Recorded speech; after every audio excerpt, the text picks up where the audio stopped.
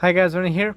Today we are back to my Venge road bike and I'm going to talk about the Sram Red eTap AXS 12-speed group set that I've installed a couple of weeks ago. Since then I've done more than 1,000 kilometers on it and I'm ready to deliver my first impressions. I'd also like to point out that I've used extensively basically every version of the previous eTap group set, so I still have it on my time trial bike. I've ridden it a long time as a 2x and 1x on my road bike, previously on the Madone, and I also had it on a cross bike in the HRD format and in an HRD format again on this bike. So I have quite a lot of experience regarding SRAM eTap group sets.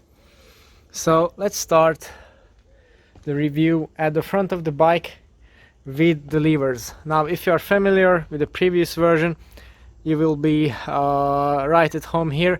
The shape of the lever itself is almost exactly the same. What's different is the pattern on the shift button and the texture on the rubber grip on the hoods. Both have quite a lot more grip and more tactile feedback, which I really like, particularly in wet conditions, so this I can mark up as an improvement. Also what's different is the feel of the click itself. SRAM already had an upper edge, I think, in this regard compared to Shimano, for example, that it really is a tactile audible click. This one is even more pronounced, so very nice. The finish of the lever itself is slightly different. A different weave on there with a bit of chrome. Very neat indeed. If you go further down to the brakes, you can see the front caliper here. They say it's slightly tweaked. I was comparing the two when I was exchanging the group set. I couldn't really spot the difference. The hose is the same, the bleeding process is the same, the pads are the same. So I can't really find or put an eye on the difference itself. What's different is the rotor, which is slightly thicker than on Shimano models. This is the rounded version, UCI compliant, and has the new aero designed aluminum carrier, which looks pretty neat. SRAM don't claim any aero benefits from this, but I guess it's been redesigned like this for a reason. Some people have been complaining about brake ping and rub on this group set. At first I had it too. After 2 rides it disappeared.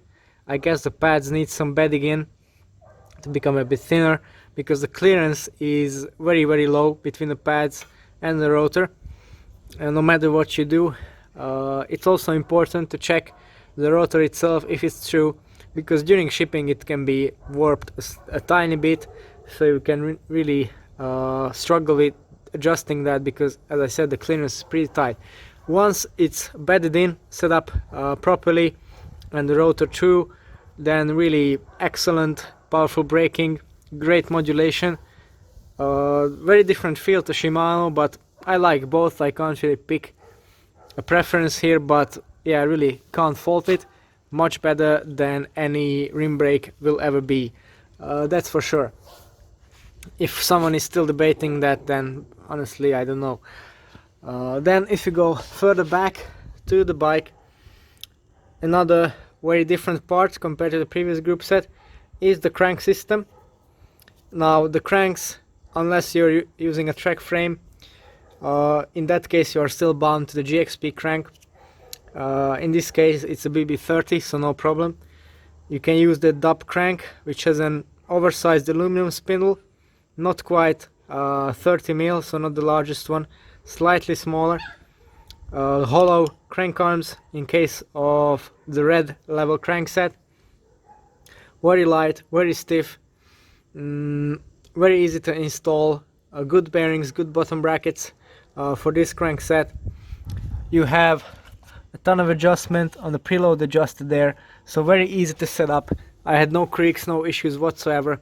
Much easier to live with than GXP in my experience, and also easier than BB30, so that's an improvement.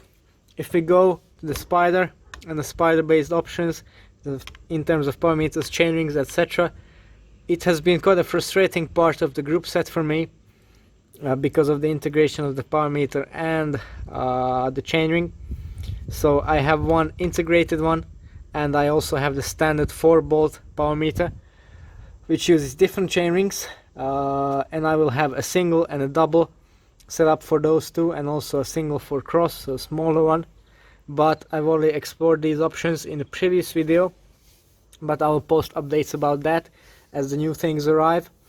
As for the front shifting, obviously I use 1x now on all of my bikes because I really like it. It's my preference, and where I live I don't really need a front chainring, and where I race also very rarely.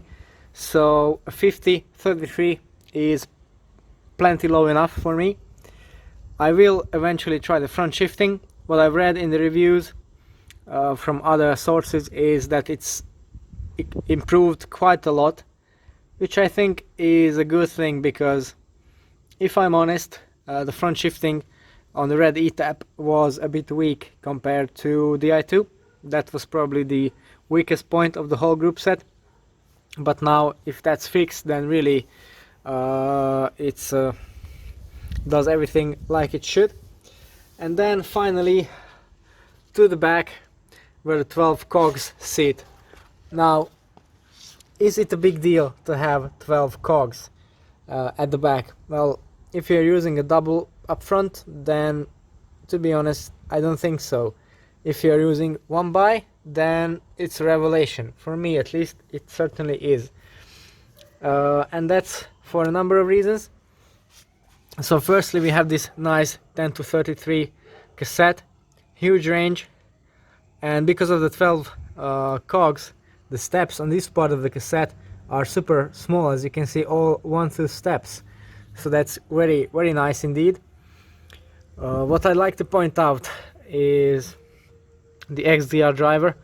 Of course, in general, the compatibility of this group set with anything else, there's basically none. Okay, so I had a lot of questions about this. Does the chain work? Does the cassette work? Etc. with other group sets? The answer is no, which is a bit of a shame. But if you consider this as a whole system and how it's been designed and how it works, it really makes sense. But unfortunately, none of these parts work with other, or none of this is backwards compatible, unfortunately. So cassette wise, I have the 10-33 here, as I've mentioned. Of course, with 1x you need that larger gear range still. For time trial, and when I upgrade my time trial bike, perhaps I will get a 10-28. Otherwise, I don't really think I need anything slower, because, yeah, as I said, the gaps are very tight. What I would like to see in the future for SRAM, for gravel riding, now there's a bit of a problem in terms of gear choices, I think, because many new gravel bikes are designed to be 1x specific, but if you choose a 44 or a 46 tooth front chaining, for example, or even a 40, then a 33 might not be enough for all occasions.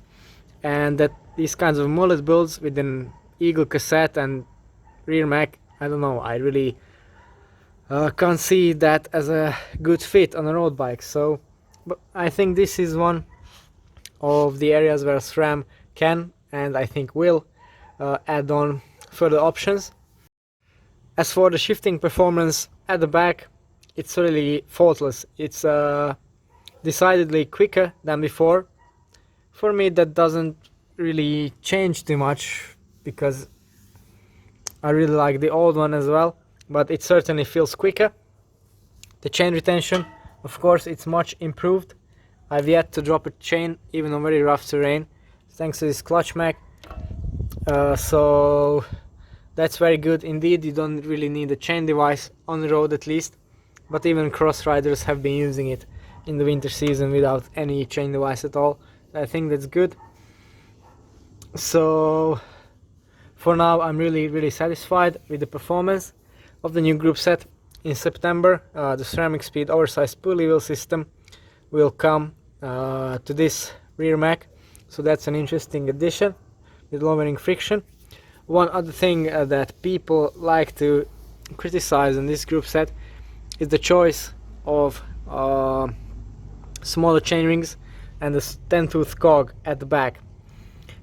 Well, and also the use of 1x. Well, first let me address this. If the chainring size is correctly chosen, then you are never really cross-chaining, only in the extremes of the cassette, but even so, the chaining is offset towards the middle, basically between the two, where the two chainrings would be, so in no situation is the angle of the chain very extreme as you would have on a big combination, for example in a 2x.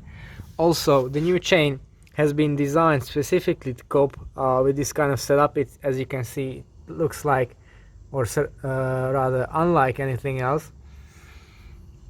And then the 10-tooth cog, it's done so you can have a large range without having a massive cassette.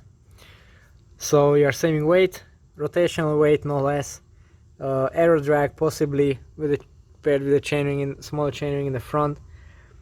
Mechanically it might be not so efficient, but if you consider a 1-tooth difference on, well, this is an equivalent of a 0.2 gear ratio, so super fast like 5511 would be. If you consider how often you use this, then I think the friction losses here are kind of negligible.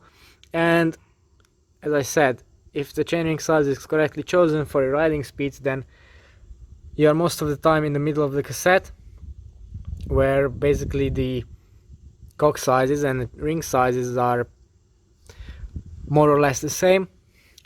In the front chainring, on my time trial bike, I have a 58 tooth chainring for low friction.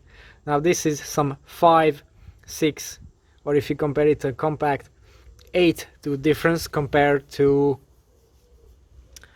a standard gearing, or what standard gearing would be. And with this kind of difference there is a measurable saving of friction. But if you consider this is basically the pro option, the 50 tooth. Now a standard setup, normal setup, will be a 53.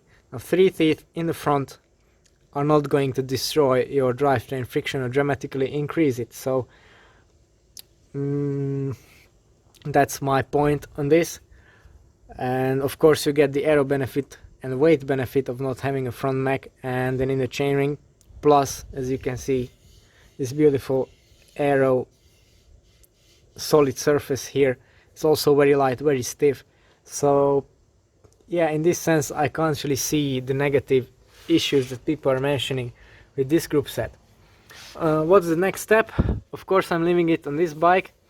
I'm also going to change my cross bikes when I start building them towards August, and I'm not really going to upgrade my time trial bike just yet because of some compatibility issues that I have there, but I think next year I might go for it, or in case I go with the new Shiv, then it will be definitely this group set.